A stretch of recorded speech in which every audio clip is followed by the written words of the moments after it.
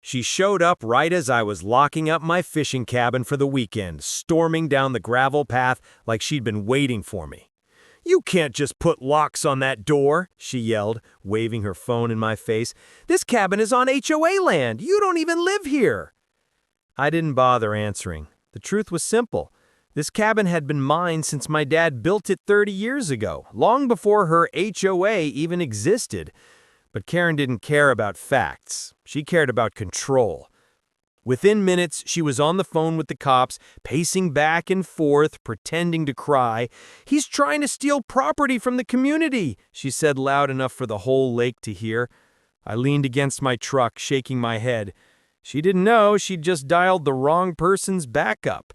I'd served as a county sheriff before retiring. By the time the officers arrived, she was shouting, "Arrest him! He's locking up community land!" One of the cops, who knew me personally, looked confused. "Ma'am," he said carefully, "this cabin's deed is registered under his name." Karen froze, then her face twisted into pure rage. "That's not possible! She jabbed a finger toward me, trembling. "You can't do this! I'll destroy it if I have to!" The words hung heavy in the air. One officer's expression hardened. "Ma'am, did you just threaten to destroy private property?" She stammered, "No, I mean, he's lying." But it was too late. The body cam had caught every word. As they walked her toward the cruiser, she screamed, "This isn't over!" I just smiled, locking the cabin once more. That's fine, because the footage says otherwise. The lake went still again, peaceful, like it always was before Karen showed up. She came back the very next morning, angrier, louder, and somehow even bolder. I was sitting on the cabin porch, coffee in hand, watching the mist lift off the lake when I heard her SUV skid to a stop. The door slammed, and there she was again, holding a crowbar this time. "You think you can ignore me?" she yelled. "You think locking that door means anything?" I set my cup down slowly. "Karen, I already told you yesterday. This cabin isn't HOA property. It's mine. You saw the deed."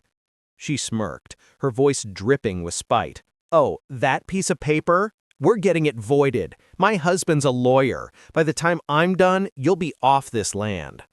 Her arrogance was almost impressive. I stood up, walked down the steps, and stayed calm. "You're trespassing again. Leave now or I'll have to file a report." "Go ahead," she shouted, slamming the crowbar against the railing. The sound echoed across the water. "I'll destroy this dump before I let you claim it." She didn't realize the small red light above the porch was blinking, the new security camera I'd installed after her first stunt. Every threat, every word was being recorded. Just then, I saw a sheriff's car rolling down the dirt road. I didn't call them this time, but it didn't matter.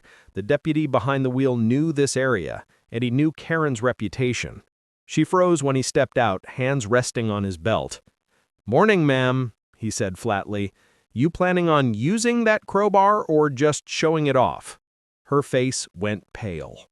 Karen's fake confidence cracked the second the deputy's boots hit the ground. I was just checking on community property," she stammered, trying to hide the crowbar behind her leg. The deputy tilted his head. "Community property? Pretty sure this place has a deed under Mr. Walker's name." He nodded toward me. I stayed silent, just watching her squirm. She forced out a laugh that didn't sound human. "Oh, that's just paperwork confusion. Our HOA has jurisdiction here." The deputy didn't blink. "Ma'am, HOA doesn't override county land ownership. You're trespassing, and that thing in your hand, that's looking a lot like intent to vandalize." Karen's smile vanished.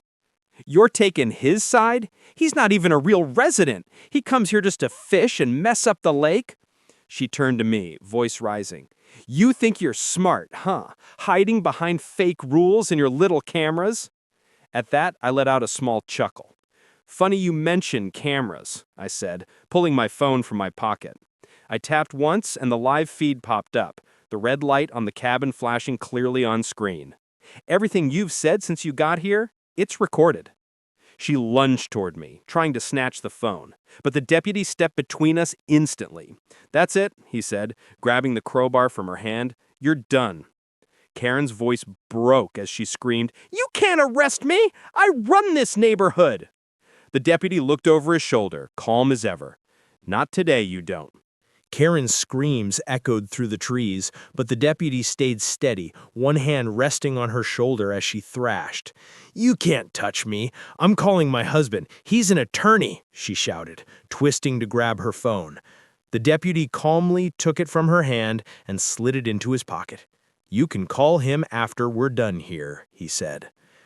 I stayed quiet, leaning against the porch rail, watching the chaos unfold. She turned her fury toward me now. "You think this is funny?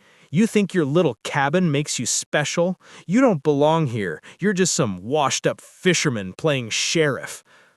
That one made me laugh under my breath. "Funny," I said, meeting her glare.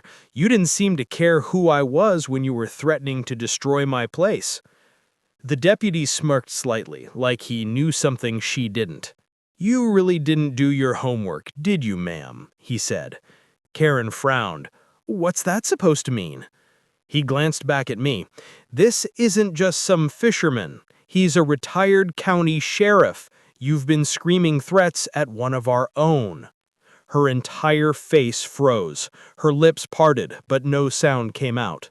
The same woman who stormed up here shouting about authority now looked like she'd swallowed her own pride. The deputy crossed his arms. "You want to talk about property rights and laws? You picked the wrong man to intimidate." Karen tried to backpedal fast. I didn't know. I was just protecting HOA regulations." The deputy pulled out his radio. "Dispatch, we're going to need an additional unit, possible vandalism and trespassing suspect on site." Karen's knees wobbled. "Wait, please, can't we just talk this out?" I finally stood straight, meeting her eye one last time. "You should have done that yesterday,"